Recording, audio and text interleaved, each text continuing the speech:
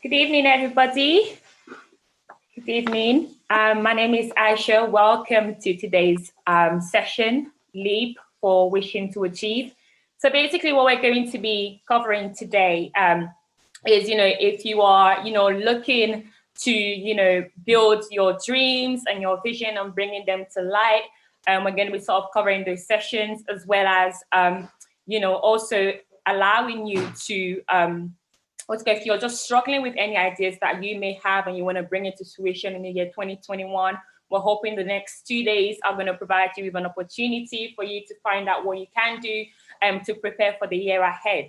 Now, my dad used to say to me, the Scouts phrase, "Be prepared." And, having had this year that we've had today, I don't think we can ever be too prepared for 2021. So be expecting of today's session. There is so much that, our facilitators are going to take us through. So come open-minded, ready to learn and ready to set your goals for 2021. And, we're going to be learning how to make sure we are leading a meaningful life in year 2021, as well as, like I mentioned earlier, motivating ourselves to ensure that we are able to achieve the goals that we set ourselves in 2021. Now, without further ado, I'm just going to pass on to one of our facilitators today, and that is Uncle Kay. So please lead the way. Thank you. Okay. Thank you so much, Mikelua. For a second there, I was not sure what to call you anymore. I hope everyone has had a great day and all of that. Like Mikelua said, this is a program put together so that we would be able to all together look into 2020 and have a meaningful year and a successful year. Those are the two words that we are looking to deal with in these sessions. And today is going to be more like laying up the foundations, and tomorrow we go into the technical things we do on a day-to-day basis and all of that. And of course, you guys know me quite well. My name is Kyle Cat.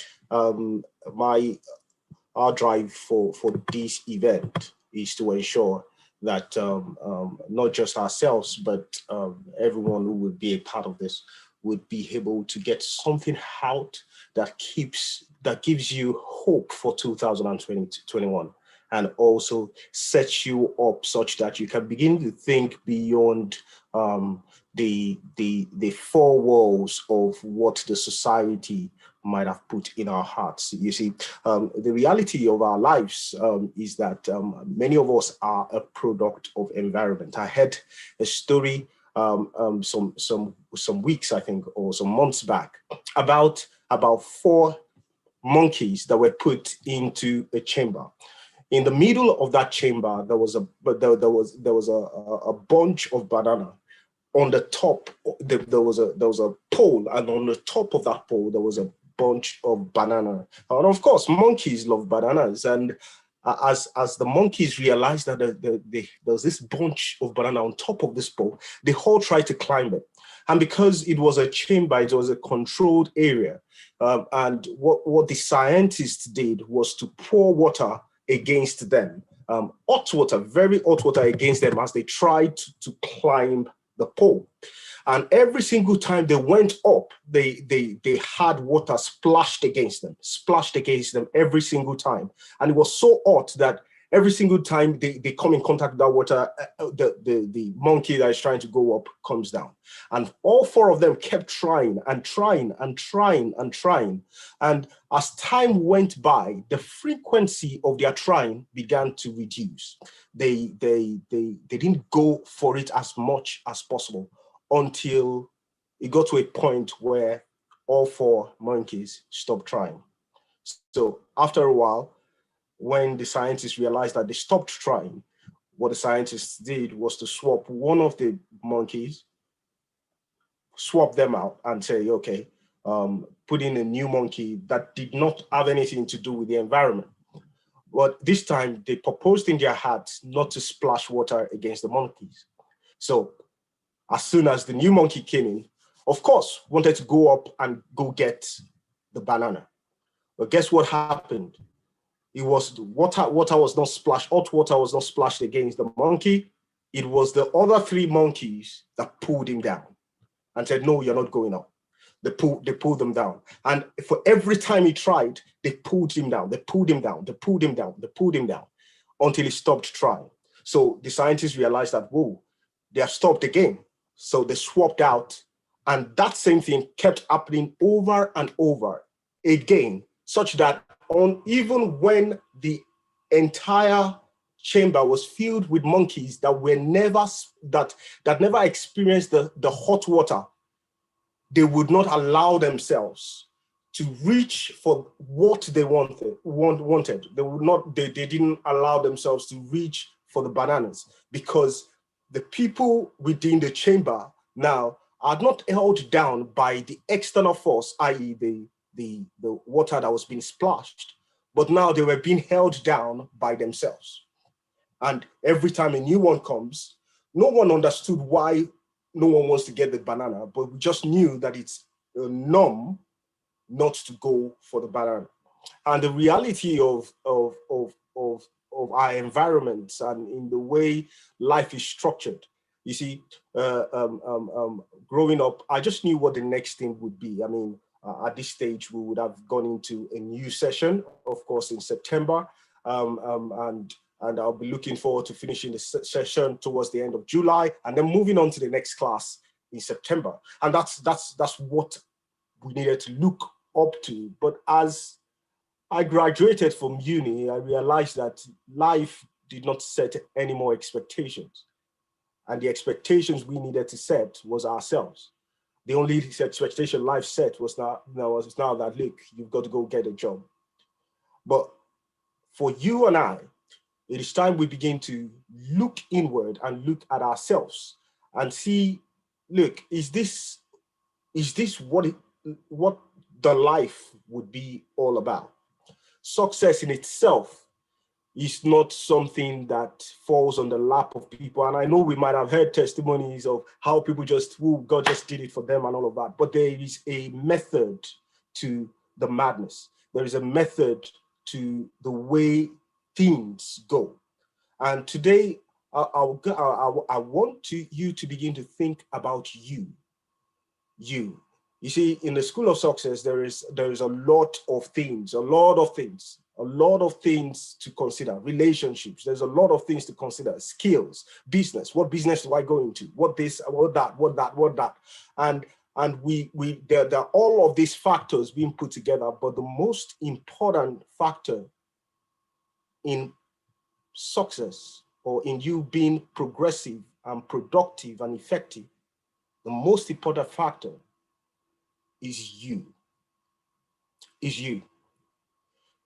Now, even regardless of where you want to be successful, either you want to be more spiritually inclined, still the most important factor is you.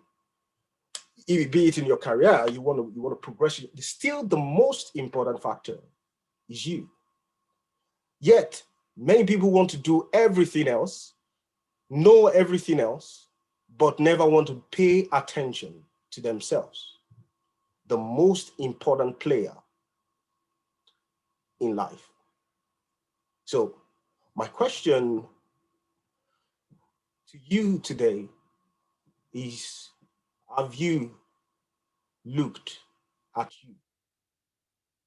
Have you thought, how am I doing? How are you doing as a person? How are you feeling? Yes, 2020 is wrapping up. How did I do? How did I do? How did I fare in 2020? Now, this is a real question here. It's not a rhetorical question, and it's a question I want you to think about yourself. I don't want you to think, okay, what are the activities I did, or what are the checklists? I want you to start thinking from your inside, right, and start thinking, did I live in 2020? Did I express myself? Did me happen? Look, I'm not saying did you go to school? Did you go to work? I want you to look inward. Did I happen? Did I live? Did I become what I am supposed to become? If I continue my life this way, would I be happy about the outcome at the end? Now, I know you must have made some money this year, albeit you might not like the amount, you might be happy about the amount, but can you look inward? Are you happy as a person? Is happiness and fulfillment with you, or is life just to you another day and another day, and we're waiting for something that we are not clear about, and we're just going on and on? Or is life to you a fulfilling ride? You see, why I am saying this is our definition of success sometimes. Maybe you might have come here today thinking we're going to talk about how having to make more money. Money is good. But what about trying to be the best you? What about trying to express you? What about trying to grow you? And in anything you do from today, I want to encourage you that you find you. You find you. Who are you? Who would you be at this time next year? What would you be in the place of fulfillment, or would you be still that person who tried to tick all of the boxes throughout the year? Yeah, and stand and fall and all of that. Because at the end of the day, when we come to the end of our lives, what is important is, did we do we, or did we just happen? Now, regardless of where you are, either you can answer those questions in the affirmative, or you are beginning to think, wow, where have I been? The truth is, today is a good time to start. Today is a good time to turn around and think and start thinking, what is purpose for me? Why am I here? Why am I here? Because at the end of the day, what the world is waiting for is not just another person like another person we have seen before. He's somebody who can solve a solution that no one else can, who can solve a problem that no one else can in their own different way. And that person in your chosen field, or in the place of your passion, is you. And it is time we begin to think about it. Look inwardly. How am I faring? How am I faring? How am I developing? Am I seeing myself as the most important factor? You see, there's a quote that says that you cannot progress or get anything substantial from life, or even get onto greatness, except you are thoroughly truthful with yourself. Many people want to discuss everything else. Everyone wants to discuss everything else, but would not want to discuss themselves.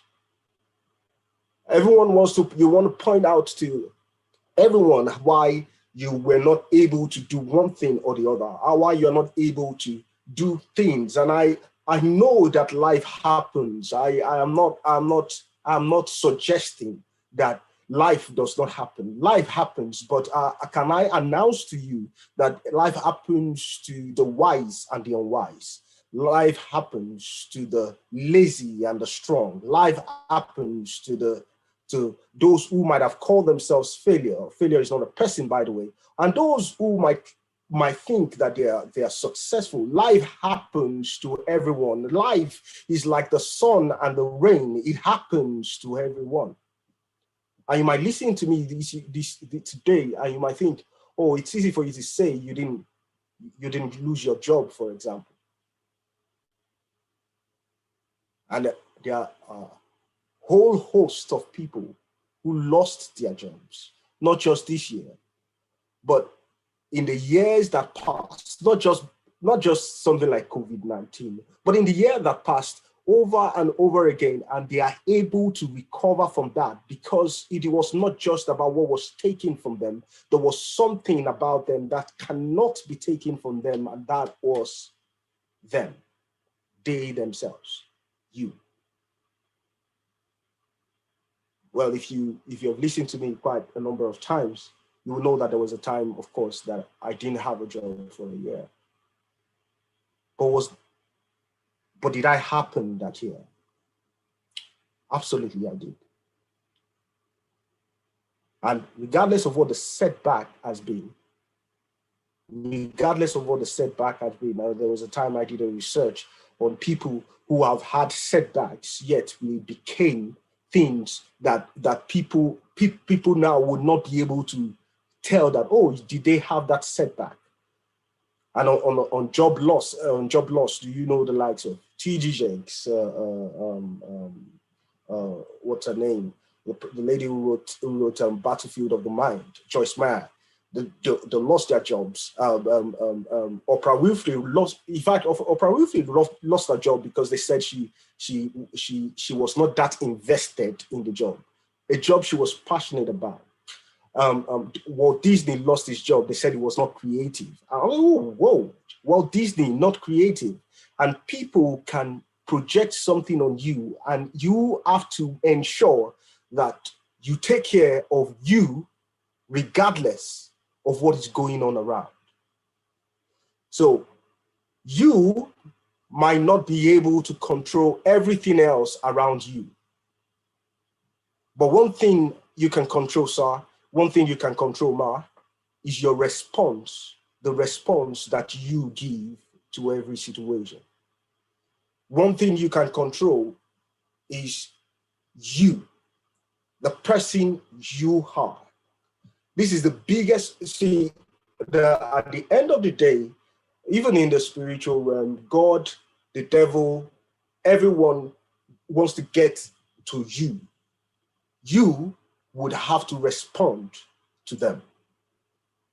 So that is why just going off and chasing everything else without paying attention to you is not the best of ideas, because you can gain certain things if you do that.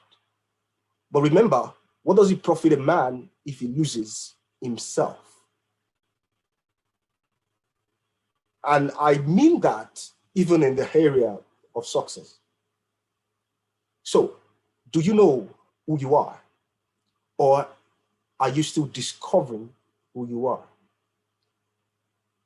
Now, regardless of where you are, like I said, tonight is a good place to be able to start and start thinking, where am I? Who am I? Because you might have come here with your pen and paper wanting to set goals on the first day. We will do that. But it is important that our goals align with who we are. One of the biggest things that happens is that many people set goals to be able to align with somebody else, to be able to be like somebody else, and all of that. And they get into it and they realize that this does not flow from who they are.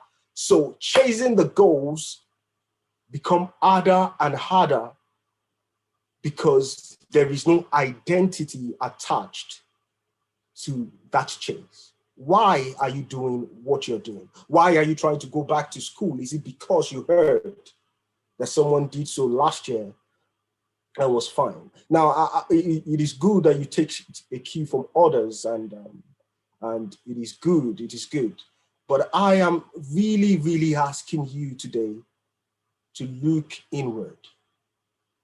What is that makes you think? At the end of next year, think about it carefully. At the end of next year, what would give you that joy and fulfillment that, yes, I lived in 2021? If it's money, it's fine. If it is some numbers of followers on Instagram, it's fine. But it is important that it aligns with who you are, who you are, who you are. And that is where success starts from. That is where success starts from. A product that is made becomes successful if it can be used rightly. If it is used in a different way, a different environment, different setting, in a totally opposite way than the manufacturer actually intended it to be used, then it might have been misused. And it's important that you think, okay, what is important to me? What is important to me? For some of us, you've given your best shot, your career, your business is doing well, your money is not the issue. But you have not given your best shot to your family. And it hurts. And today you have come to see, oh, how can I do more and make more money? And I'm thinking, inside of you, you are breaking. So should money be the next goal? Or should that which makes your heart sink, make your heart beat, make your heart drive, basically? Shouldn't you be considering that? And I ask you again, how are you? How are you doing? Before you start mapping up 2021, can you take a stock of you? A stock of you. The other thing I want to talk about you is the reality is at the end of the day, some years ago, I read in my Bible, I know this is not a Bible class, but I read in my Bible that God had given us all things that pertain to life and godliness.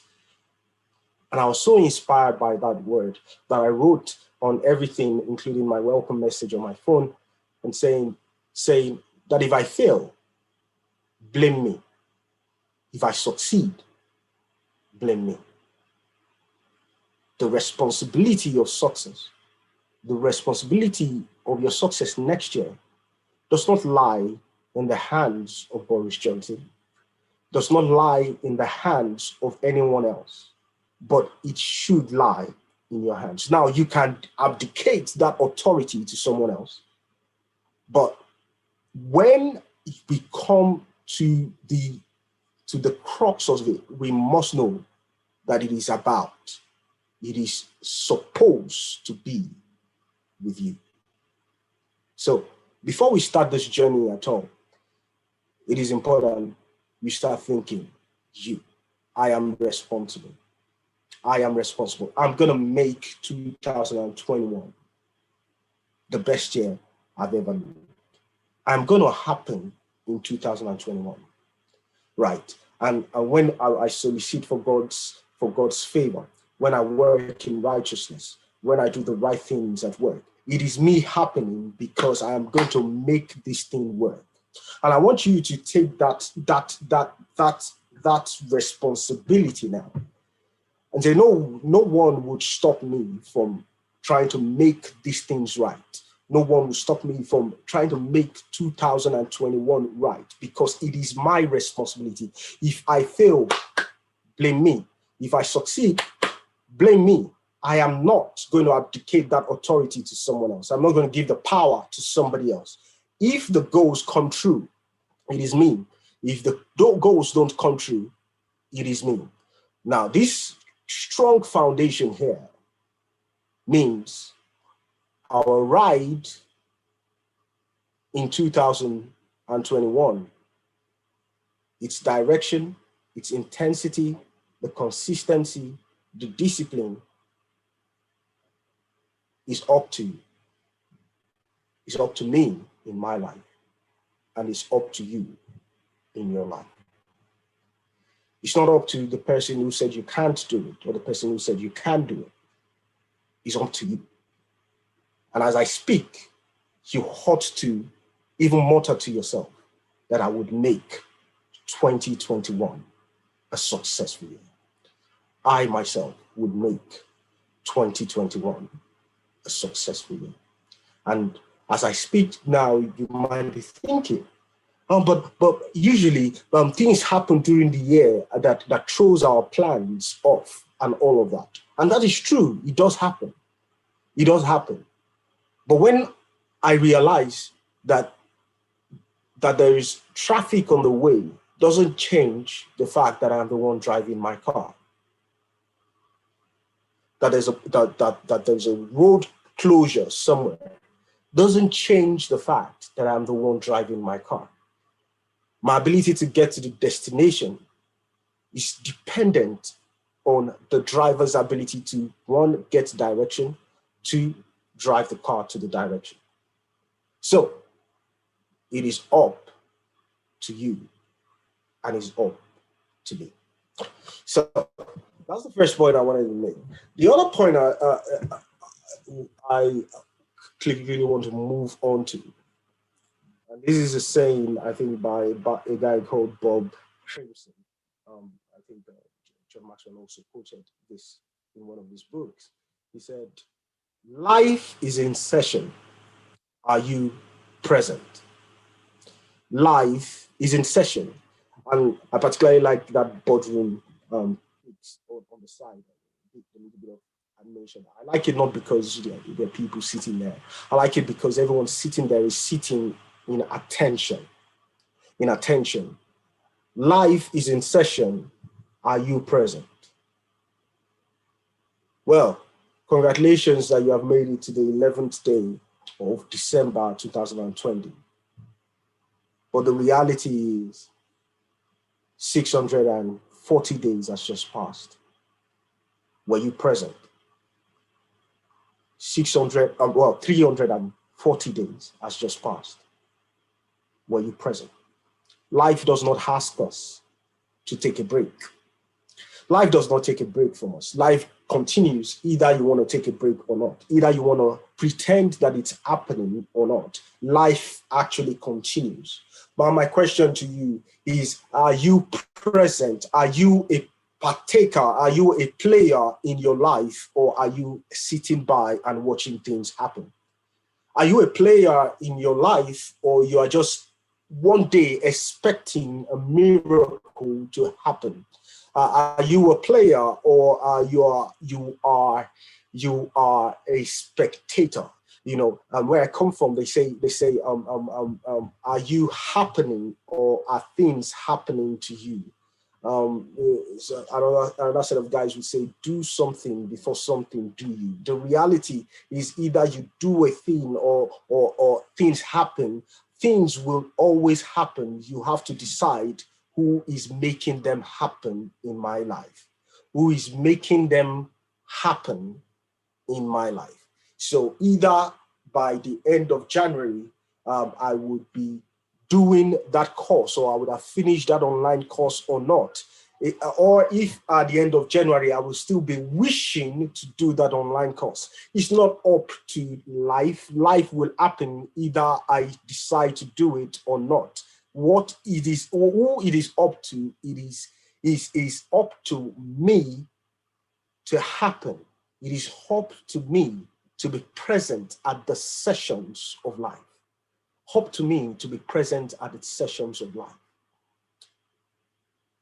You know, I haven't listened to football commentary for years. I mean, some years ago, there's a guy who used to say, if you don't buy the lottery, you don't win the raffle. If you don't take the shot, you don't score the goal.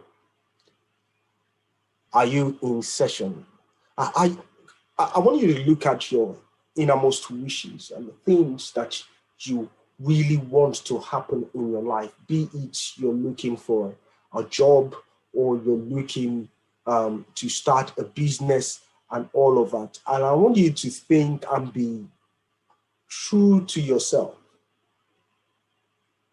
Are you just sitting and hoping that it happens one day? And this happens to almost everyone, you know, where you think about a thing and you say, okay, I do it later. And the later is not scheduled. There is no date in it. There is no date. There is no specific time where you think it's going to happen. And life keeps going. I say, yeah, I plan to do this. I plan to do that. Life keeps going. And I intend to do this, and I intend to do that. Some have sat over an idea for 5 years. Oh, but they intend to do this.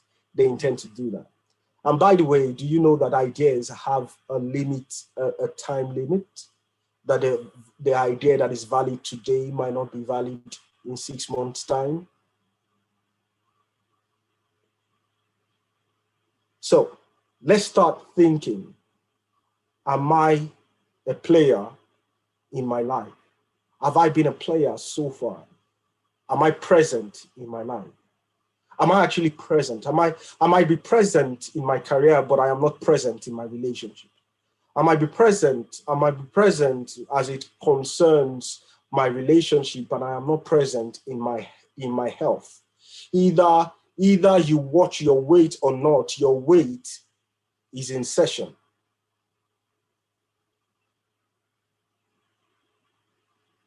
I might be present at my place of work trying to make the money, but am I present with my spiritual life? Am I present? Am I present with my emotions? Am I in touch with my life? Am I reading the controls of life, and am I making decisions based on what I read on the dashboard of my life?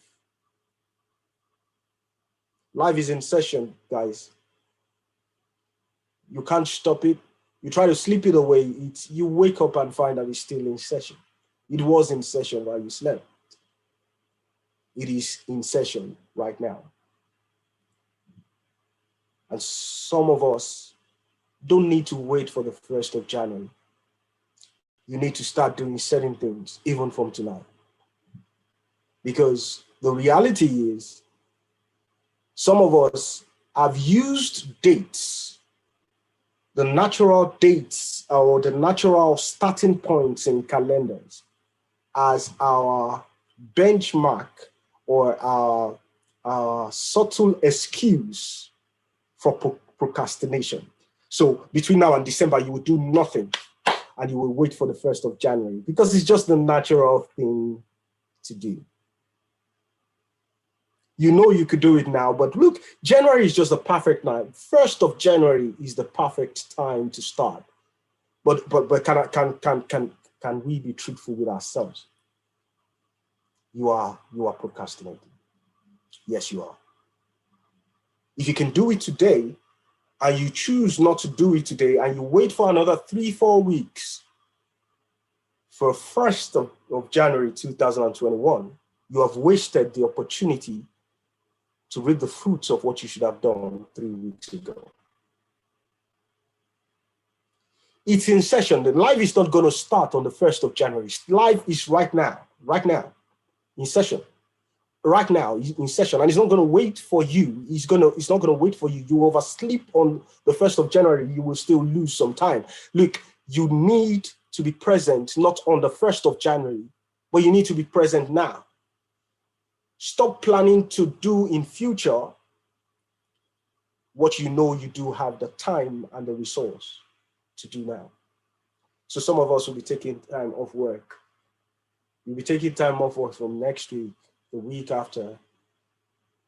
And you have lots of plans for Christmas. And I think I believe you should enjoy time. I believe a part of our lives that we must be able to set goals is our relationships. I think you should enjoy the movies. I think you should do what you want to do. But I also think you need to be present with yourself and do what you can do today on the days when the chicken is in the oven, on the days where you woke up late simply because you ate too much last night, you are still a player in life, regardless of if you woke up on the wrong side of the bed or not. Life don't ask those questions. It just goes on in session. So that is the other thought I wanted to share with you. So let's start thinking about us. What is in your imagination? What do you imagine your life to be at the end? What's the light bulb moment you might have had 20 years ago, 5 years ago? And the passion still burns within you. And you know that that passion is inside. You've got that passion on your inside. What do you imagine a life to be? If you had a guarantee, you had Angel Gabriel come appear to you right now and says you cannot fail. In fact, he plays the entire scenario to you and he can assure you that you cannot fail. What is that thing you will do? What is that one thing you will do? That one thing. What is that one business you might go into or career path you would have gone into? Now, at this stage, I want you to think about this with a bit of reality. For example, in my early 30s or mid 30s, depending on how you see life, right? So there are certain professions I can't go into anymore. I can't be an astronaut. I can still go to space, but I can't be an astronaut. I can't be a professional footballer, right? So there's no point in imagining that for me. But from where I am, what can the end look like? And that should be the foundation of where our goal setting starts from. We'll start looking at goal settings tonight. Tomorrow. That should be the foundation from where my goals should start from. Before I set if I'm gonna do that course or not, and all of that, where are we headed? Because where we are headed, what the end would look like, determines the path that we will take, or at least it limits the options of the paths that we will take. Where are we headed? You see, there was a time when I was in university, I studied mechanical engineering, and as I studied mechanical engineering, as I did lots of the technical stuff, I was good at it. I was scoring high grades, but I knew that there was something on my inside that knew that this is not the end. This is not the end for me. I mean, this is not the end goal. I don't want to be on the shop floor counting how many widgets was made today. I don't want to be just a technical guy and doing that. So as I began to think about this in my final year, as I was going into my final year, I started doing some research, because when you begin to hear that hunger within you that is saying that this is not the end, something inside of you is crying out for more. It is not for you to say, oh, I can't figure it out, so I'll just let it be. No, it is you to begin to act and search and research and do some more research and do some more research to be able to find that yearning on your inside. Even in the research, it might not be on the internet. It might be by serving others in that space. And as you serve others, you will begin to see things that this tickles your fancy, that doesn't tickle your fancy. Many people see service as them dispensing themselves for free, for nothing. No, it is you discovering yourself, because in the place of service, you shape who you become. In the place of service, you shape who you become. Today, I am not speaking in Bible study, but there was a year in which under the tutelage of Daddy and Mommy, they gave me the opportunity to take Bible study for almost an entire year non-stop. You know, I mean, I was almost like, why should it be me? Why should it, and God keep putting things in my heart that you're going somewhere, you're going somewhere, you're going somewhere. And Daddy would tell me that you're going somewhere, you're going somewhere, you're going somewhere. And in that place of service, you begin to learn how to speak to a certain crowd, how not to speak to a certain crowd, how to connect, how to tell a story, when to put a story within what you're talking about. And it might seem seamless, and it might seem to some people that you still don't get it and things like that. But remember, it is not what you get paid for what you do that matters. It is who you become while you do it. It is who you become while you do it. And as you feel that yearning on the inside, it's important that you tend that and begin to think, what more? What is the more that I'm looking for? What is the more that my heart is yearning for? And begin to expose yourself to different things, different environments and all of that. And as I began to search back to my story about my career and time in school, I started seeing that I liked when I was taught about the management science, when we looked at the Ford plants and how things were managed and things like that. So I thought, okay, I love engineering, but I know that when engineering sits within, I know that's not all there is. So I started thinking, okay, I'm going to do some management type course. So as a 500 level student, I enrolled for project management courses outside and all of that. And lo and behold, I did my master's. I started a job and all of that. And I started doing technical stuff. And guess what? 18 months down the line, I started feeling that nudge again. Yes, I was good at what I did. I was promoted in what I did and all of that. But that yearning that it is not just this is not all there is to it, started coming back. So I thought, okay, we saw a bit of direction in the past, so let's follow that path. So I was keen, and of course, at that time in the UK, there were lots of project management courses in IT. Everywhere you saw project management, it was IT. In fact, some people thought project management was all about IT.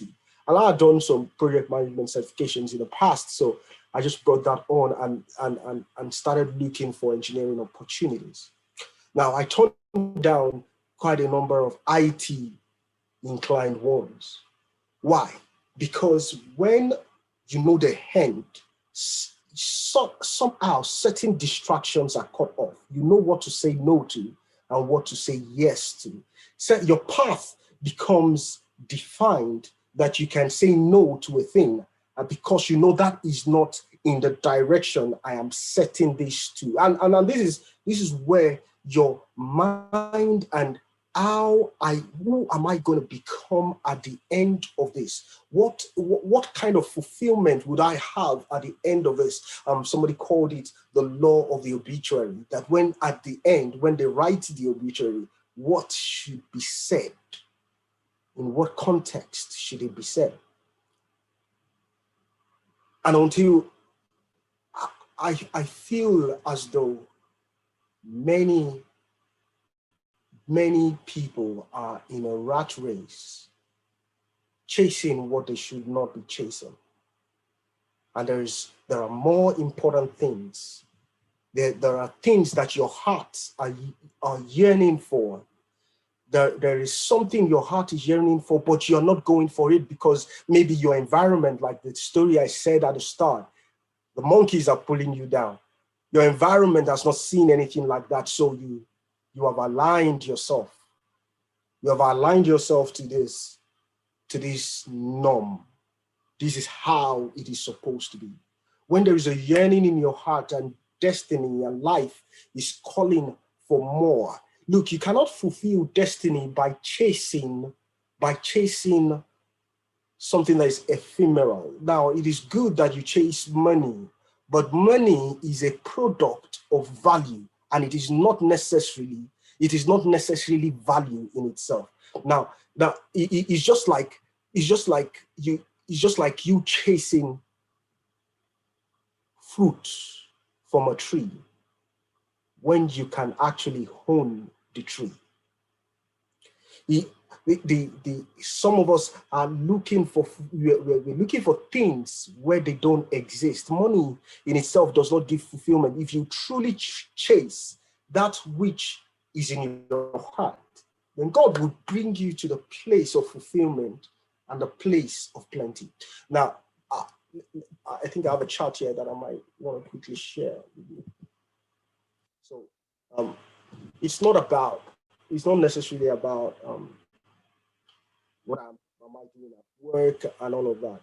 Now, I'm not, please, let's get this thing right so I put it straight away. I'm not asking anybody to quit their job and go and do maybe their childhood dreams and all of that. I am saying that can you begin to seek for relevance, purpose, importance, that which is you. Not quitting your job to go do it, but taking steps to find yourself in that position. Everybody would at some point do a job they don't like. I actually really believe that. If you have not done a job you don't like, well, good for you. But to lead to fulfillment, we must still have the end in mind, even if today does not look like a good place to start from. 2012, the Christmas 2012, Boxing Day, Christmas 2011, Boxing Day, New Year 2012. I was working as a security guard in empty buildings, looking at CCTVs going round and all of that. Police came a couple of times thinking I was a criminal. 4 days non-shift for me.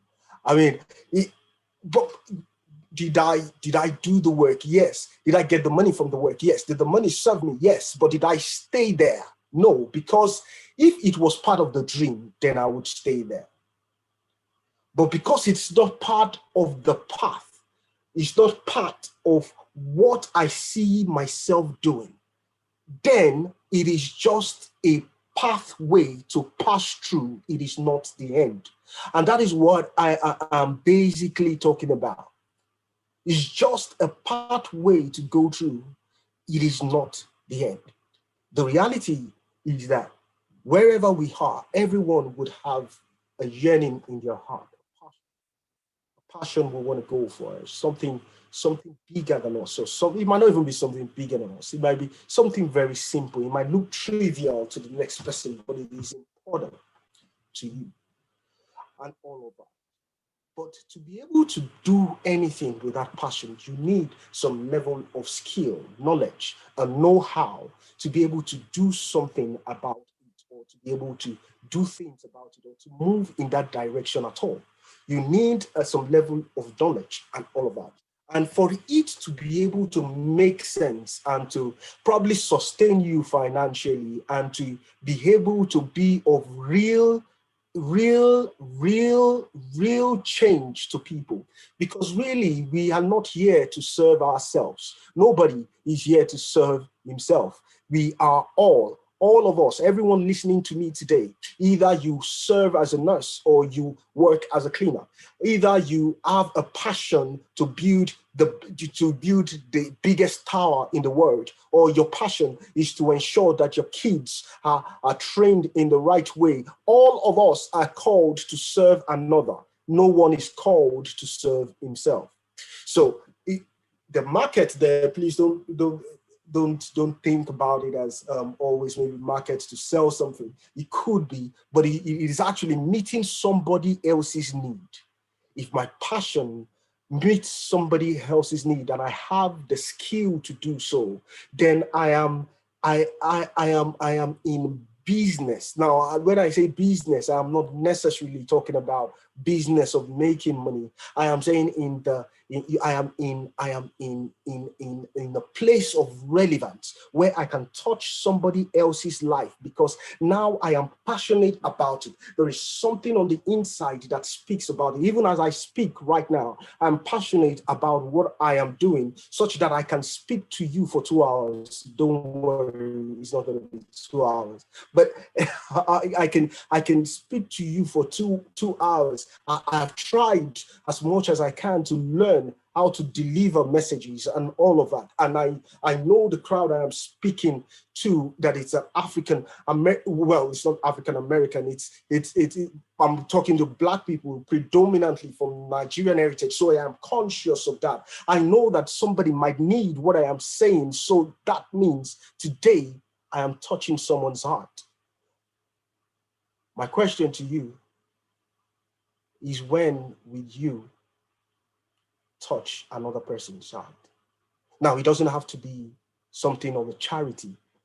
It could be that training facility you want to start and teach people accounting, or you want to teach people a particular skill. It could be that soup kitchen you want to start. People are going to pay for it, but it's where your passion lies. It could be that weight loss regime you wanna start. It's gonna first serve you and you're gonna spread it to someone else. It could be that. But ensure that whatever your passion is, you have the skill and the knowledge base to be able to make it useful. Because at the end of the day, many of us do have hobbies where we have skill for it, we are passionate about it, but we are not willing to make it touch anybody, or there is no market for it, or there is no need for it, or we think there is no need for it, so we're not even pushing it to anybody to be able to help anybody, because what is this in the midst of 1,000 problems? And we still do it as an hobby. And some of us, we are so passionate, but we have no knowledge, no skill in the area in which we want, and we jump out, but that is a potential to fail, because you need to understand the market, you need to understand the skill, you need to have the team, the right team to do what you need to do. You need to understand that before you jump and try to start helping people, or else you make things worse. And some of us are in jobs like this where we do have a skill that we don't even like at all, but there is market for it. Or we're in a job that we don't love. And there's nothing wrong with that. There's nothing wrong with that. What I am saying is, we get to this sweet spot. We start making a journey to this sweet spot where what you love is what you do, and people love what you do. And that is where you make people happy and you live happy. And that point there is the point of maximum satisfaction with what you do.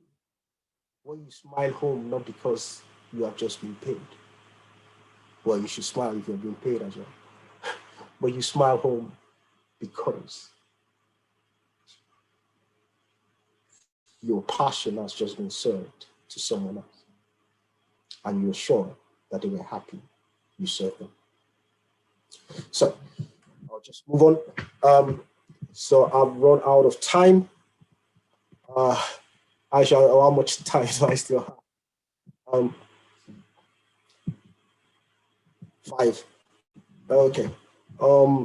So do you have that passion inside of you? One thing you want to do, regardless if you know how to do it or not. Some people call it in the school of high performance, they call it your preferred field of interest. In your preferred field of interest, what are the top 3 skills that is needed to try? Do you know what they are? For you to be able to serve people appropriately, do you know what the top 3 things, for you to be able to serve people in that field of interest, do you know what the top 3 things you need to know and to be good at? Yes, you are passionate about it, but are you good at those 3 things? Or do you have information good enough to be able to touch people in these areas? What are the top 3 things? Look, I'm talking about your personal field, your preferred field of interest, your preferred field of nothing else, not what not what your neighbor did in school, not the course you saw on Instagram, not the nice to have, no, your preferred field of interest. That alone, that's where the focus is, because you see, the key trait to success is focus, being able to block out distractions. Your key is focus, not doing everything else. Oh, that person did this and they're hammered. No. The key thing is, at the end, we're gonna, what I am focusing on is this primary field of interest, preferred field of interest. And what are the 3 things that I need to know and be good at? And I'm gonna do A, B, and C to those 3 skills. I'm gonna ensure that in 2021, it is attainable for me. B, I'm gonna make sure I believe I'm gonna get it. I'm gonna get all those 3 skills. And C, I am gonna commit to getting them. Attainable, belief, committed. And that gives me a good foundation for 2021. Thank you, guys. If you do have any question, I'm all ears.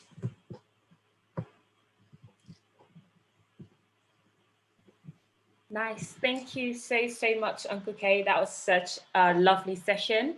For those of you joining us not long ago, my name is Ikolu Lawson, and I will be hosting for the next 2 days. As Uncle K was talking, there were so many things that I picked away from that. And the number one thing that he said, and I think so many of us need to just be reminded of that, is that you are the most important factor in your life. It is all about you. And there's this quote by this Chinese philosopher that goes like this. It says, to know about others is intelligence, but to know about you is true wisdom. So I think if you're not doing it already, 2021 is the year where you become the focus, you invest to you, and you take that time out to look into your life. And something else that he said that I thought was quite profound, actually. He said that, success doesn't fall on our laps. And I think sometimes we just think if we just wing it through life, hopefully we hit a jackpot. But I guess, and as many of you can attest to here, that's not always necessarily the case. So many of us go through life. I love that picture of the people at the table. It says, life is in session. Are you present? So I'm going to ask all of you once again, life is in session. Are you present? So thank you so much for that session. And remember, just as he said right at the end there, going into 2021, you want to look at your A, B, C. Is it attainable?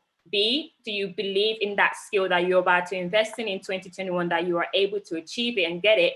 And C, just the commitment. Sometimes a lot of us have big dreams and we're just, we take that one step, but we're not necessarily committed, to that skill, to that book that you were going to read, to that, goal that you set at the start of the year of you perhaps attending your children's sports events or parents' evening, or, you wanted to lose that weight. So what I love so much is that we're not here today to just talk about money like, Uncle K talks about, throughout his session. We're here to talk about you and everything that makes up you. So that was such a brilliant session. Thank you so much. And next, I'm going to introduce somebody that I like to say all the time. He is full of pearls of wisdom. This guy always has a quote for everything, and that is Owe Soro. Thank you, Owe. Okay, thank you so much, Aisha, for the pressure that you've just put on me right now. You put me on the spot. I'll just say to myself, oh my God, the next time I'm doing this, I am not coming in second, because Kay has I'll let you guys in on something. We did not compare notes. We did not share notes. I wanted us to do that, and I wish we did do that, because then I would have been able to take some things out of my notes now. Many of the things I'm going to be talking about, he's already mentioned. So what I'm going to try and do, just so I don't bore you guys, is that whatever he's mentioned that is on my notes, I'm just going to skip through it. I'm going to go through it really quickly. Okay. All right. So my main focus is going to be about success. I know that we talked about not talking about money. However, I will be talking a little bit about money. Actually, no, I lied. I'm going to be talking a lot about money. And the reason why I'm talking about money is because it's not that money is the end all and be all, but unfortunately, one of the easiest ways to measure success is money. And it's difficult to find people who were successful in this day and age that did not have some sort of wealth. Now, when I talk about wealth, I'm not necessarily talking about what they had in their possession. I'm talking about what they had access to. Now, many people think Jesus Christ was poor, but there was no need that Jesus Christ had that wasn't met.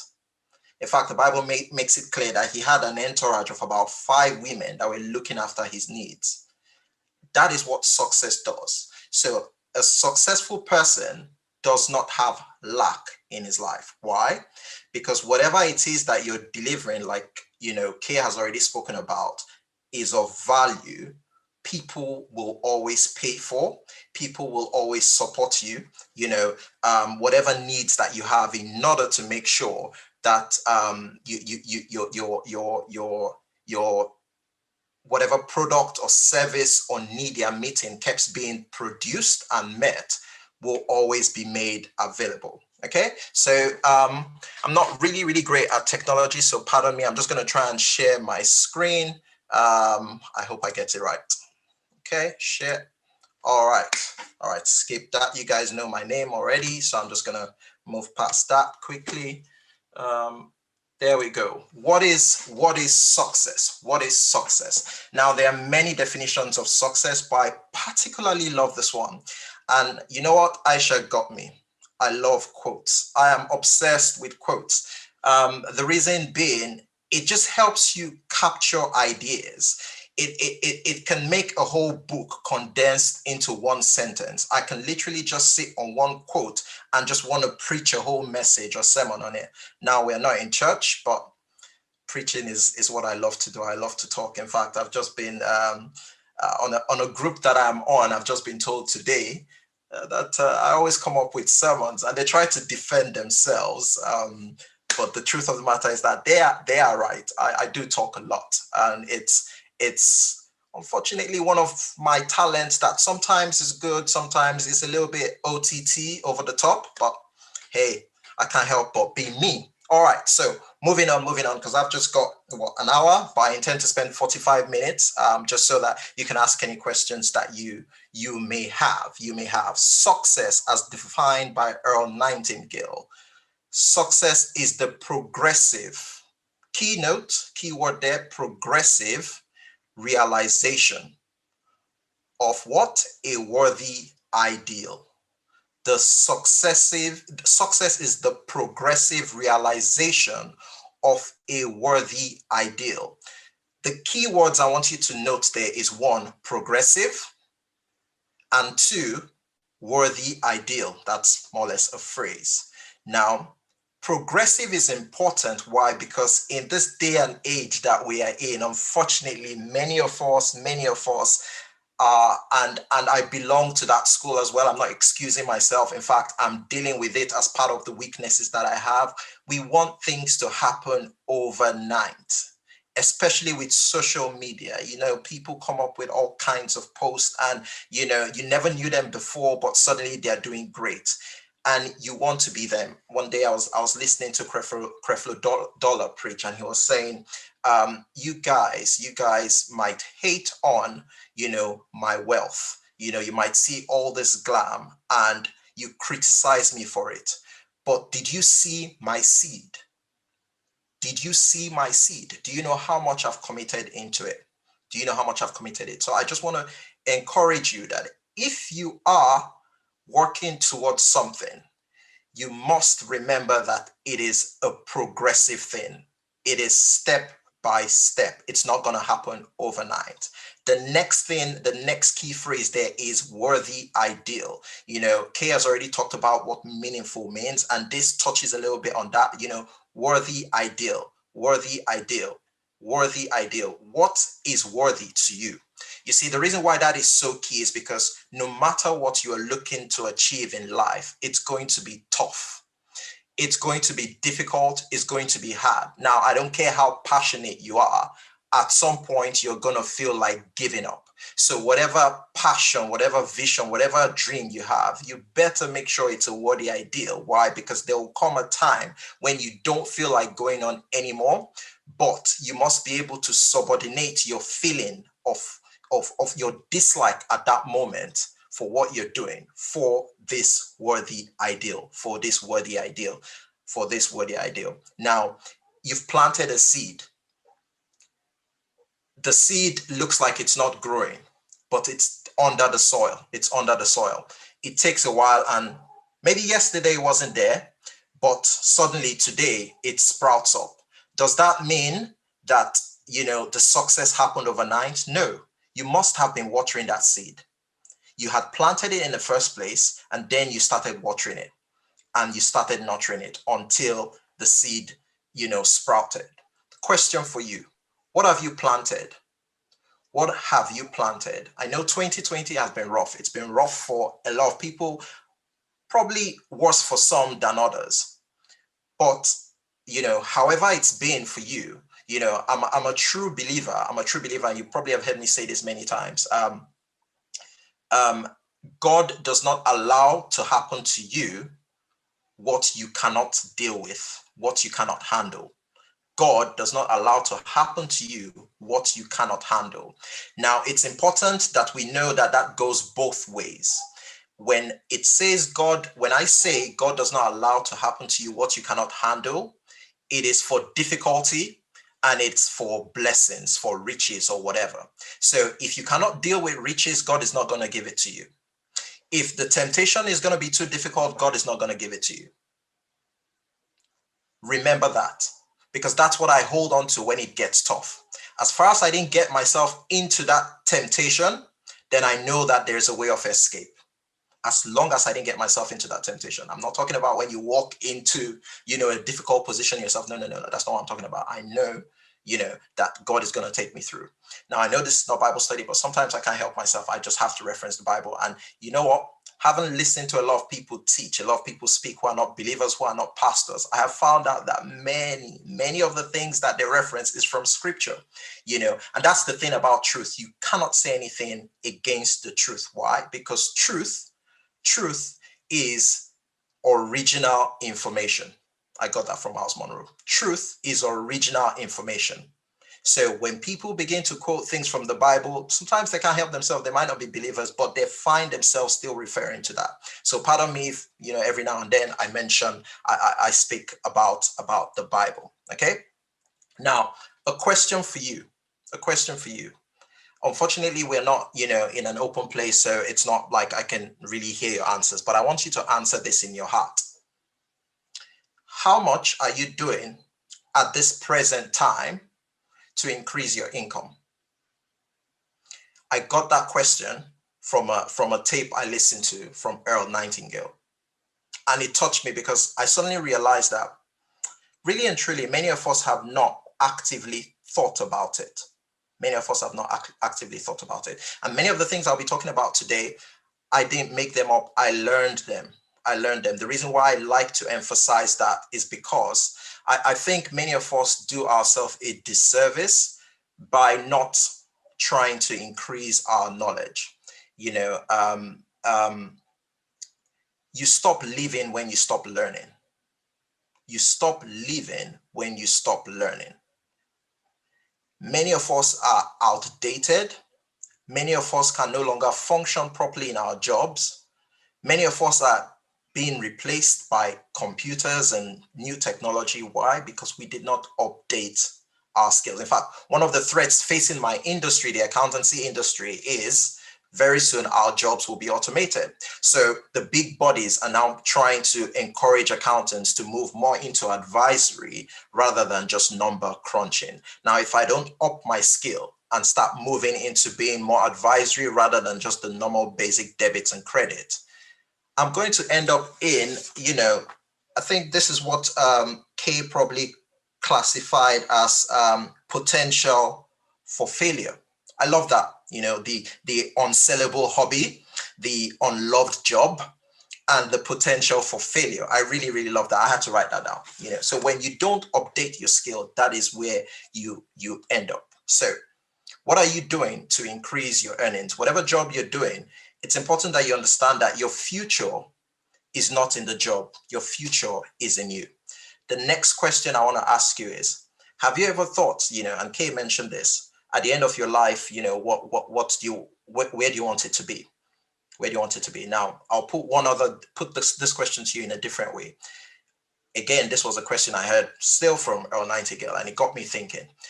We know that in the United Kingdom, at least, the retirement age is 65. The retirement age is 65.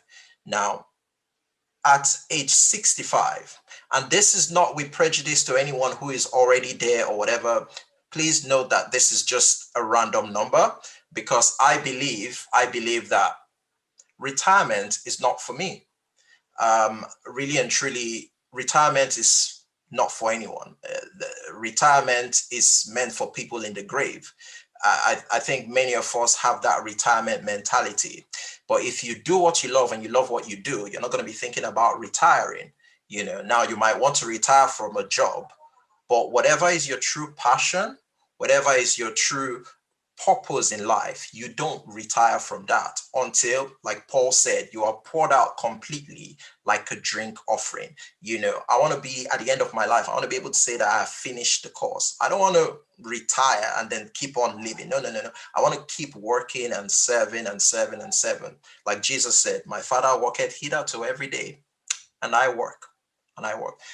So partway through it, because it's important that we can measure things. It's important that we hit milestones. Yeah. So just for the sake of argument, just imagine whatever age you are, you might want to add 20 years to it or 15 years to it or whatever, and ask yourself, in 15 years time, in 20 years time, in 10 years time, if the whole world doesn't come to an end, how much do I want to be worth? How much do I want to be worth? Why is it important to ask ourselves these questions? The reason why we need to ask ourselves this question is until we decide, until we make a decision that we want to do something, we do not begin to work actively towards it. Until we decide that we want to achieve something or do something, and I'm so glad Kay is going to be talking about how to set goals, but until we decide how we want to do something, we never actually set out to find out how to do it. I believe Ike Olua, one of the things that she's recently started doing is she's doing cooking lessons on different meals and all whatnot. Now, I bet many of those things, she probably didn't know how to do it until she looked up the recipe for it. Now, because she decided to do it, she looked up the recipe for it. Now, having looked up the recipe for it, she now has a roadmap as to how to achieve it. If you're driving somewhere today and you've never been there before, how would you get there without the help of a sat-nav? You will agree with me that your journey will be longer or your journey will be more painful if you don't have something directing you, if you don't have that roadmap, if you don't have that sat-nav, if you don't have that recipe. So this brings me to my next point. You see, success actually is a result. If you don't get anything from what I say today, I think it's really important that we understand this. Many people are quick to say people who are wealthy, did, fraudulent stuff or whatnot. And well, that might be true. However, people who have sustained wealth over generations did not get there by accident. In fact, I was just thinking one day, and I got so upset with myself, and I got so upset with the Christendom, the kingdom. I know that the Bible tells us the love of money is the root of evil, but it does say the love of money. It didn't say money, because money, at the end of the day, it answereth all things, and it's good to be wealthy. It is good to be wealthy. And I remembered, so because we have that in mind, we always think that pursuing wealth is a problem. Why? Again, because the Bible tells us that they that will be rich will suffer diverse temptations and things like that. I tell you what, whether you're rich, whether you're poor, you're still going to have temptations. So the money really is not the problem.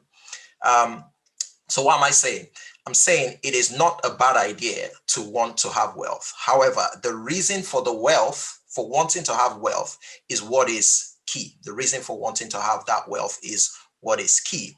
Now, for many of us who, of course, I'm pretty sure that on this platform, there are people who don't attend Redeemed Christian Church of God. But I'm reminded of a story that the Geo himself said. He said when he was young, he remembered in his village, one bishop came to visit the town, and kids were running after the car and everything. And when he came out, he saw that this bishop was riding, a very nice car, a brand new car. He came out, his shoes were black and shiny, and there was just this excitement around all the villagers because of him. He said that day he looked at the man and he decided, I want to be this. I want this to happen to me one day.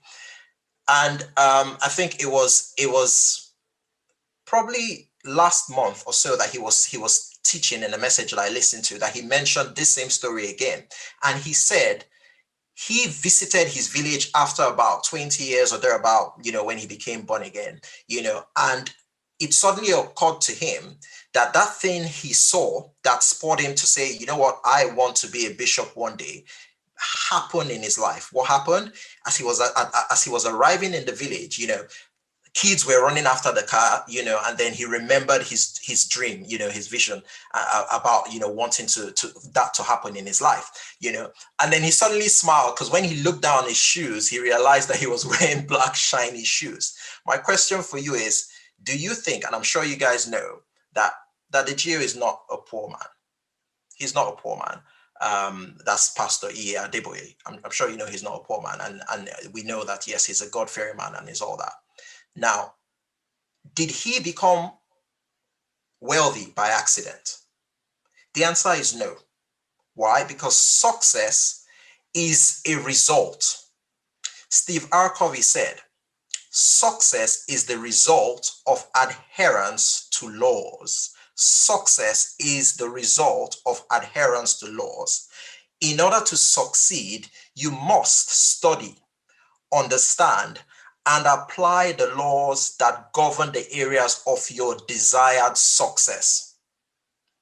You must what? Study, you must understand, and you must apply. So you must seek the knowledge, you must comprehend the knowledge, and then you must apply. And that's where wisdom comes in. You must apply the knowledge that governs the area of your desired success, Now, many people who have been successful in life have written books as to how they became successful. And you are sat there saying, I want to be successful, I want to achieve this. My question to you, and this is not, to mock anybody, this is just to cause an awareness, a wake-up call. Have you ever picked up any book of all these people who have been successful and studied their lives? Even the Bible that we as believers read says the things that are written in here are for our example. It is not a story for us to just read and laugh about. It's a story for us to read and see, this were the pit holes, this were where they failed, this were the things that they did right that helped them, succeed. You see, our journey could be less painful. It could be shorter if we learn to take other people's experiences, at least the right ones, and apply it in the right way to our lives. For instance, if the first time I was moving from point A to point B, it took me 20 minutes, and I took a different route. The next time I'm going to take that journey, there is something that we call the learning curve, and that basically says, after repetitions of certain things, you get better at it. So if I'm the pioneer of something and I've taken the time, painstaking the time to learn something, how to do something, why do you have to go through the same things that I have gone through to achieve the same results when I can simply just tell you this is how to do it? Why? But that is how many of us are living our lives today. Now, laws, it's important that you understand that laws in this context is not the same thing as legislation. Laws in this context, I'm not referring to legislation. I'm not referring to rules and regulations. You know, I am talking about things that are innate, things that are inherent in creation. They are inbuilt into creation. They are natural laws that we have to abide by. You see, without law, there can be no order. So people who are successful are basically people who have followed laws and have stayed in the order, in order to get the results, which is success, An example of a law that, you know, is very easy to use is the law of gravity, for instance. Now, whether you like it or not, whether you agree with it or not, the truth of the matter is that, just conscious of time, the truth of the matter is that if you decide that you want to walk down from a 10-story building and you don't have a parachute or whatever, you will fall down and die. Now, that death will be a result of your not adhering to that law. God did not kill you. You simply did not follow the law of gravity. Now, it's important that you fully understand this, because there are so many laws out there that people, by reason of observation, by reason of, research, they have identified. There is a law of sowing and reaping. There is the law of compensation. There is the law of diminishing returns. There is the law of diminishing intent. So many laws. I don't want to discuss them today. I might discuss a few of the laws maybe today or even tomorrow. But the truth of the matter is that the people who have adhered to this law, take for instance sowing and reaping, it does not matter how big your faith is. It does not matter how good an individual you are. The truth of the matter is that if you do not sow, you cannot reap. Listen, it's not a function of how good you are. It's not a function of how prayerful you are. If you do not sow, you cannot reap. If you do not sow, you cannot reap. So someone says, well, I'm really a great guy. I help people. Why am I not getting anything? Simply because you did not sow. So successful people are simply people who have the mastery of laws and have begun to obey them. Successful people are simply people who have the mastery of laws and obey them. You see, and this is why I'm fond of referring to scripture, Joshua chapter 1 verse 8. This book of what the law shall not depart from your eyes, but you will study it day and night, in season and out of season. Why are you studying it? So that you can observe to do everything that is in it. So if I study it and I don't observe, if I don't comprehend, I wouldn't know how to do it. Now, even if I observe, I understand it. If I don't do it, I cannot be successful. I cannot be successful. So whatever it is that you've set out that you want to do, you need to begin to think about the laws that govern that area. Seek for people who have, achieved success in that area. They may have written books about it. Look for a role model, look for a mentor, somebody, and learn from them. What were the things that they did right that worked? What were the things that they did wrong that did not work? You will be saving yourself a lot of stress. Now, the next thing is that there is actually a gap. And this is where many of us fail. The success gap is the difference between I should and I did. The success gap is the difference between I should and I did. Too many people live I wish I did life. Too many people, too many of us, and that's why this seminar is really important. Like, we titled it, from wishing to achieving. We've wished long enough. We need to break that gap. Like Kay said, we've got to take the responsibility. You are responsible for your life. bridge the gap between I wish I did, the gap between I should and I did. Successful people are people who move from good intentions to good actions. It doesn't matter what your intention is. It doesn't matter all the plans that you have. You can have all the plans in the world to do certain things, but until you start taking action, until you take that leap from good intentions to good actions, it's just not going to happen. Now, I know that many of us are religious, and we know that the Bible says that, God will give you the desires of your heart. But what we've not done is understand what desire is. You see, when you desire, you are propelled to action. When you actually desire a thing, it propels you to action. Everybody, who is married here, or everybody who has ever, I'm using that because it's the easiest example, or anyone who has ever had, someone of the opposite sex that they got into relationship with, it did not happen because they wished it. It happened, why? Because they desired it and they leaped into action. They took the first step of going to speak to this person. And the ladies might say, well, but we don't approach guys. Guys are meant to approach us. No, be that as it may, you have to make yourself available. I'll use an example in the Bible. Why? Because many of us here, we know the story. My crowd is a church-going crowd. Ruth did not become the wife of Boaz by wishing it. Yes, she did not go to speak to Boaz, but when you study the book of Ruth, you can see that Naomi gave her step-by-step guides as to how to win this man, as to how to get his attention. So when you desire a thing, it spurs you into action.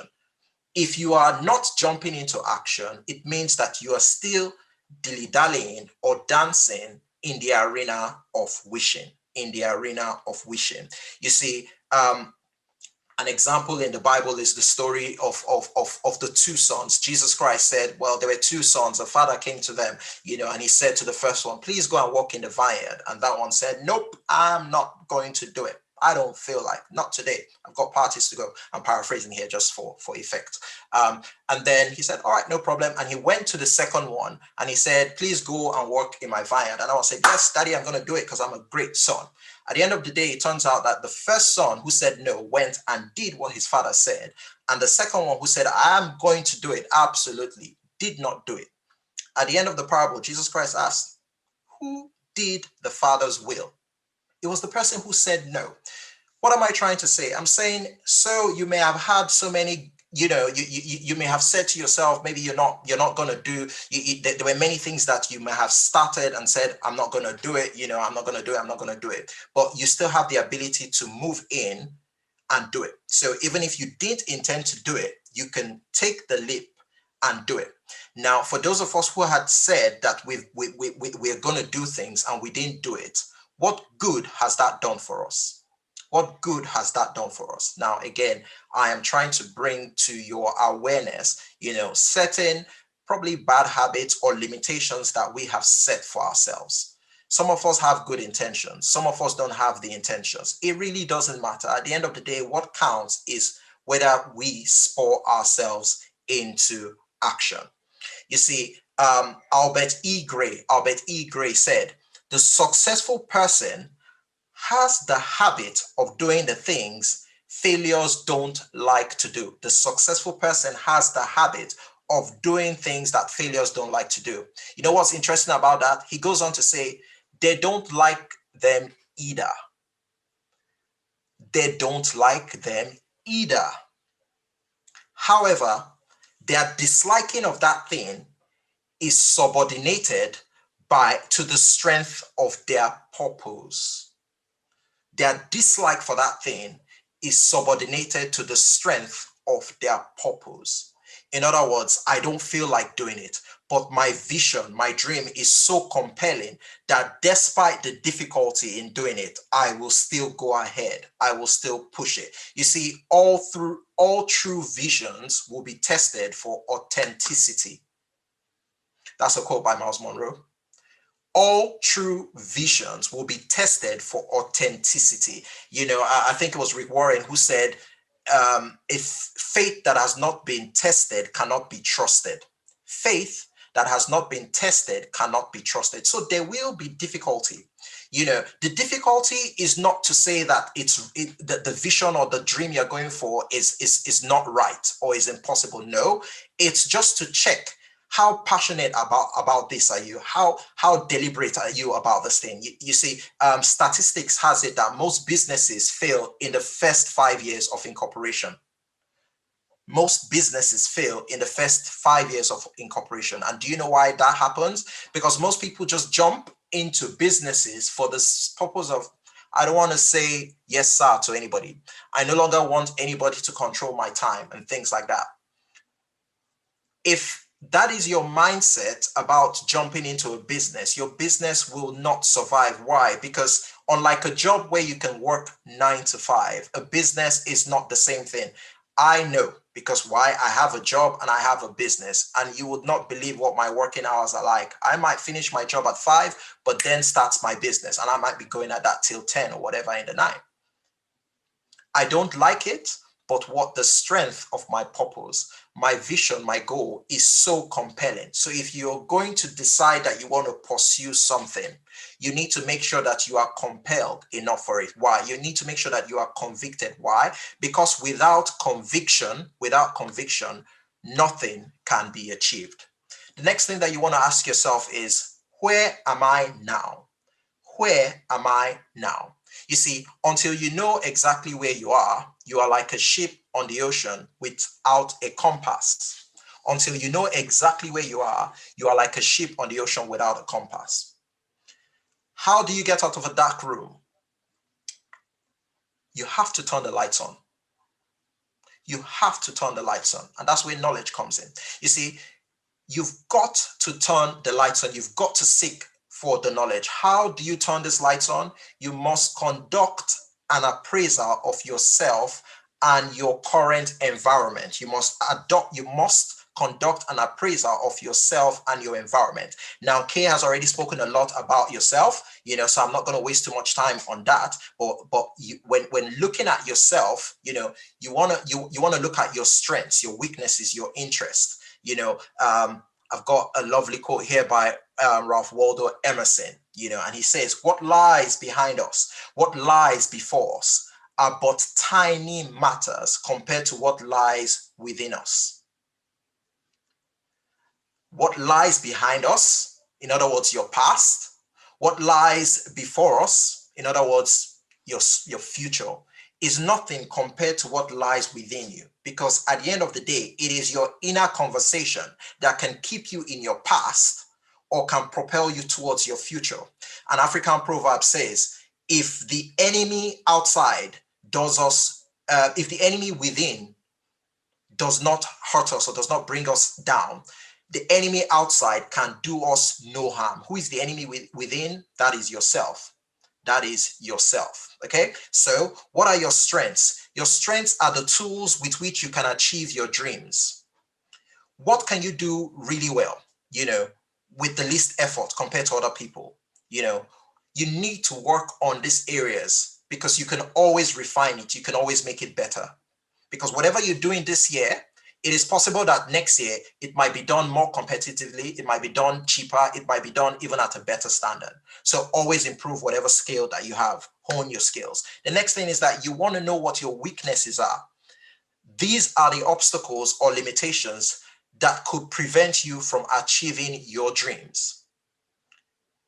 These are the obstacles that can prevent you from achieving your dreams. So you've got to know the area of weaknesses that you have. Now, there are two types of weaknesses that, I'm going to mention. There are character weaknesses and there are competency weaknesses. Now, when it comes to character weaknesses, you must always work on that. Why? Because no matter how far you rise, no matter how high you go in life, if there is a fault with your character, you will come crashing down. You will come crashing down. If you don't believe me, go and ask the directors of Enron. Go and ask the partners of Arthur Andersen. You know, it was one of the biggest scandals in 2000, you know, and it was what led to the rise of, you know, corporate governance. You know, in the UK, we call it the Corporate Governance Code, and in the US, it's referred to as the Sarbanes-Oxley, because they now started having to set, you know, qualities that people at the top should look at. So no matter how high you rise, if you have character faults, you are going to fall. An example in the Bible is Samson. We all know Samson's story. We know how he rose and how he fell because of his character. The other weaknesses that you want to look at or pay attention, the other weakness that I want to mention is the weakness of competency. Please, if you know what your strengths are, you need to work on them. But the areas of your weakness that is competency based, if you can staff those areas in the pursuit of your goal. By staff those areas, I mean, if you can employ the help of other people to help you with that, do that. Don't waste your time on it. Don't waste your time on it. One of my pitch, you know, my best line for any character and for any client that I'm trying to pitch, I say to the client, okay, you say that my fee is expensive because I charge, for the sake of simplicity, £100 per hour. Now I'm going to ask you this.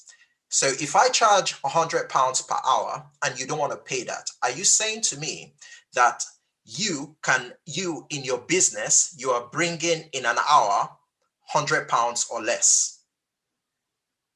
Now, if your own value to your business is at £200 per hour, then my fee is not going to be a problem. Why? Because my fee is only going to cost you £100 per hour. Now, if you think you want to save my fee by doing that job yourself and taking an hour to do it, which if I can do it in an hour and I'm skilled, it's more likely that you do it in 2 hours. It means that you will lose the £200 that you could have spent bringing more revenue into your business, trying to save my fee. That is what we refer to as penny wise and pound foolish. So in your weaknesses that have to do with competencies, do not waste too much time on it. If you can staff it, please get someone else to look at that for you. All right.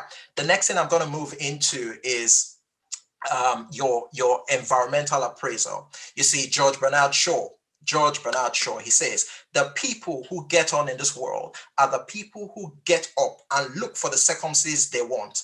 And if they can't find them, they make them. So it's not an excuse for you to continually blame your environment. Do an environmental appraisal. If you don't like where you are not a tree. Move. You are not a tree. So quit complaining about your environment. Do something about it. The tree cannot do anything about its position, so it stays there. But you are an individual. You've been given the dignity of choice, so you can actually make a decision and you can move. Conduct an environmental appraisal. Now, one of the tools that I learned, you know, when studying my course in university was something called PESTEL. PESTEL. PESTEL. It's an actual business model, and it helps us to assess our environment. It helps us to assess our environment. I want you to think business now. I want you to think business. We're not just here to live a life and just, I mean, if people are making money, why not you? Why is it that people can make money and you can't make money? You can make money because why? The same brain that those people have, God put in you. You are your biggest asset. You are your biggest asset. Okay. So think PESTEL. Think PESTEL. P stands for, and I'm going to explain that really quickly. And if you want to do further reading, I always say to people, listen, you've got to invest time studying, you know, doing research yourself. Why? Because what we can teach you in an hour is nothing compared to what you can learn if you decided to sit down with certain things and study it. For example, I'm moving extremely fast, and that's because I want to make sure that I finish on time, you know. So you want to make sure that you spend time, go and do your research, look up this thing called PESTEL model. What does it stand for? You know, the PESTEL helps you to identify the opportunities and the threats that are within your environment, because in whatever environment that you are in, there are opportunities and there are threats. Take, for instance, see how 2020 has gone. Everyone is screaming COVID-19, but yet there are people who have become millionaires as a result of this same pandemic. Why? Because they seized the opportunity. When COVID-19 started, one of the first things I said when people were talking about economic downturn, I said, listen, I refuse to panic. Why? Because the money is not going anywhere. The money is not going, it's not going to disappear from the economy. It's simply going to move from one person's hand to another. Why not your hand? Why can't it move into your hand? Why are you different? What is it that disqualifies you from getting, a share of this money that people will be investing, businesses, entrepreneurs, governments are investing, a lot of people set up businesses for hand sanitizers. A lot of people set up businesses for face masks. What stopped you from doing that? Why were these people able to do this? Why they were able to do it because they looked at their environment and they said, I am going to take opportunity. I'm going to seize this opportunity and exploit it. For some other people, it was a threat. It was a threat to them, and many businesses have shut down. Many businesses have closed up, and it might not be their fault. It might not be the fault of that industry in the sense that by virtue of that industry and the pandemic, it will be the most hit. Take, for instance, hospitality. The way the pandemic is spread definitely will affect the hospitality industry. And this brings me to the issue of diversification. What is diversification? Diversification is basically the ability to spread, wisely your resources. Don't just key into one business idea. One business idea can change your life, but that doesn't stop you from having other business ideas. That doesn't stop you from having other business ideas. All right, going back to PESO, I don't want to spend too much time on that. The first thing is political. You want to think about government policies. You want to think about political instability. You want to think about foreign trade policies. You want to think about tax policies. All these things could be both opportunities and threats to your business. All this, and that's why you have people voting maybe Labour, or other people voting maybe Conservative. Why? Because it suits with their own business agenda. The next thing that you want to think about is economic when you're assessing your environment, and please don't think that these things are too big for you to understand. These things are really easy. If you spend time with it, you can fully understand it. Do the research on it. Economic. What is the economic growth in the nation that you are? What are the interest rate? What are the exchange rates? Take, for instance, the exchange rate between the Naira and the pounds. There are a lot of people that are making good business for this. £1 is the equivalent of 500 or whatever pounds, Naira, which means if I am in the UK and I want to finance something in Nigeria, it's easier for me to finance that thing. Why? Because I have to cough out less pounds for the equivalent value in Naira. Whereas if I'm in Nigeria and I want to finance something in the UK, the exchange rate is so high and it becomes a threat. So you can see the same thing, foreign exchange being an opportunity for someone and being a threat to another person. We've got to think, wide. The next thing there is the S, the social. The social stands for basically population growth, health consciousness, cultural trends, consumer trends, and behavior. There are a lot of people that are exploiting social media. Why? Because many of us are scrolling. There's an advert by this mobile provider called Voxy. Their catchphrase just gets me going every time. It goes, give the thumbs what they want, and then you see this thumb that is just moving like that. Why? Because we love to scroll. It's endless. We keep scrolling and we keep scrolling. So while we are wasting away, the people who have made this available, are exploiting us. They are exploiting us. So we've got to think, how can you benefit from this so-called social media that many of us call the devil? A lot of people are profiting from it. So the same thing that is a threat to you can be an opportunity to someone else. In Africa, in Nigeria, we have the saying that one man's food is another man's poison. The next thing that you want to talk about is new technology. Many people are losing their businesses. Many people are losing their jobs. Why? Because technology has taken over, but guess what? Someone is designing these apps. And the great thing about developing technology, you don't necessarily have to be the one that does it. You don't necessarily, if you have the idea, you can look for an app developer. So ideas are extremely important. Not too long ago, Ikeolua was talking about, she had an idea, of developing an app, and she's looking for someone who's gonna help her develop it. So she's not, a technological person, but the idea, let me tell you something, money is not a problem. If you have the idea, you can always find someone that will finance it. The next thing on there is environmental, climate change, sustainability, geographical locations. Appraise your environment. In the environment that you are in, you know, what is trending? What is trending?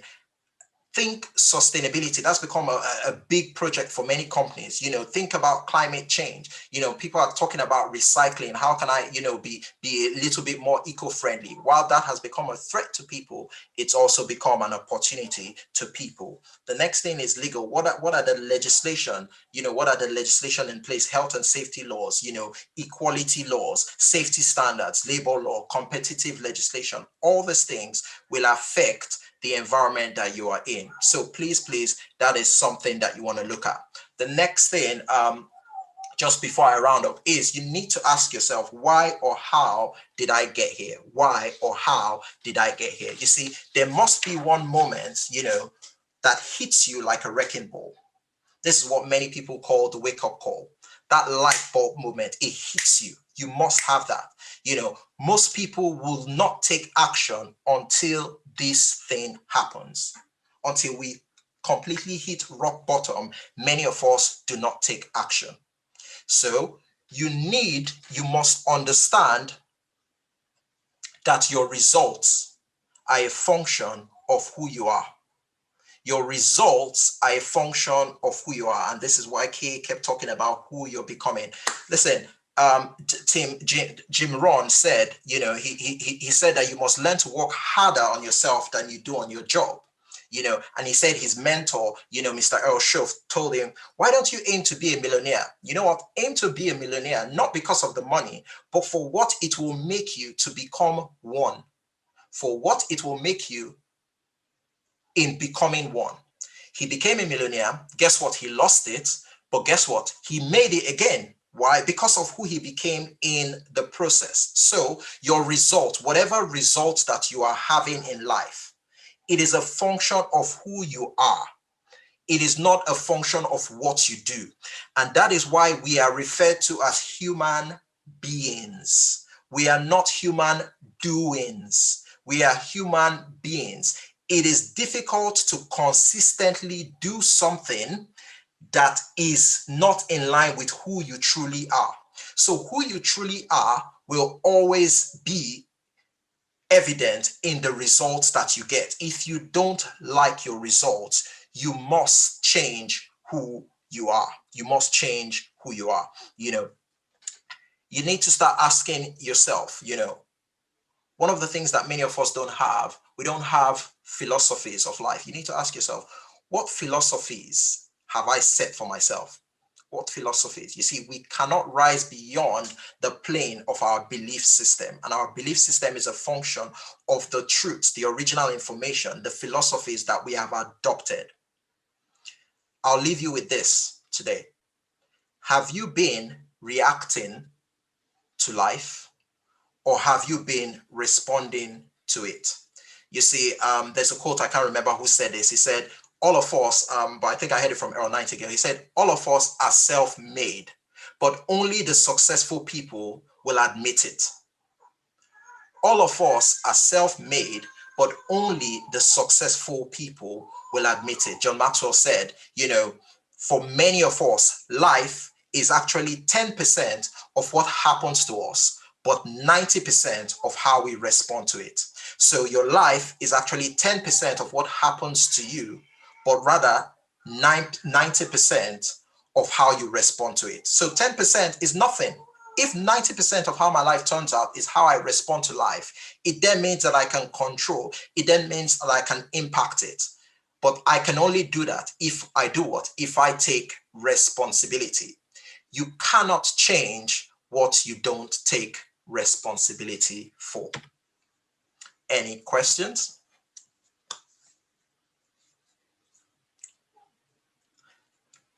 Any questions for me? I'm just going to stop sharing my screen just to check if anything has been put in the chat box, just in case people are concerned with, where's my mouse? Okay, now I can't even reach that.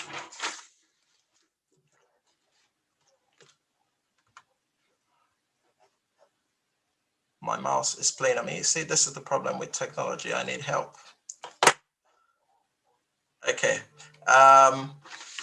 Please, if you have any questions, can you send it to Aisha? Because I'm struggling. I'm actually struggling. My mouse wouldn't hit on my chat, wouldn't click on chat. So I'm okay. Now I had to end slideshow. All right, there it is. Pardon me. Now I can see it. My bad. Okay. Okay. All right. No questions. I'm gonna hand over to the host now to close it. But please do if you have questions later, do send it in to the church hub, and we will respond to your questions. Thank you very much, everyone. Well, thank you so much, Owe, for that session. It was a great session. Again, just like I introduced you, you're just full of amazing quotes. Yes, so everybody, thank you so much for joining us today. I hope we're able to build a foundation that we'll be able to build upon come tomorrow. So tomorrow, basically, we're going to be covering a couple more things, I guess the part that most of you are waiting for, and that is the goal setting session. We're also going to be looking at how to stick to a goal and make sure it comes into fruition, as well as just maximizing your resources and avoiding burnout in the year 2021. Like Owe just said, he covered a few things, but I'm just going to reiterate them just so that you can go away tonight and think about it, and you come in tomorrow ready, prepared to set them goals. He said this, he said, where are you at? It's so important that you do your self-appraisal and you do a SWOT analysis when you do that. It's so important that you do an environmental appraisal and you do your personal analysis with that. And one thing that he really said that stuck with me, actually, two, he said two things. He said, one, he said, your inner conversations either keep you in your past or they propel you into your future. And I thought that was so profound, that who we are and what we think in our mind can have such an influence and such an impact on our lives. And the second thing he said that I would definitely be using somewhere else is this. He says, we are human beings and we are not human doing. And it just reminded me of a book that Michelle Obama wrote called Becoming. And it just sort of reiterates that thing of we are, beings, and we're supposed to be evolving and growing and developing. So if you enjoyed today's session, bring a friend tomorrow, spread the word, and hopefully together we can build the foundation of, solid foundation for 2021. So thank you so much for joining us today, and we hope to see you tomorrow at 6 p.m. Thank you. Bye.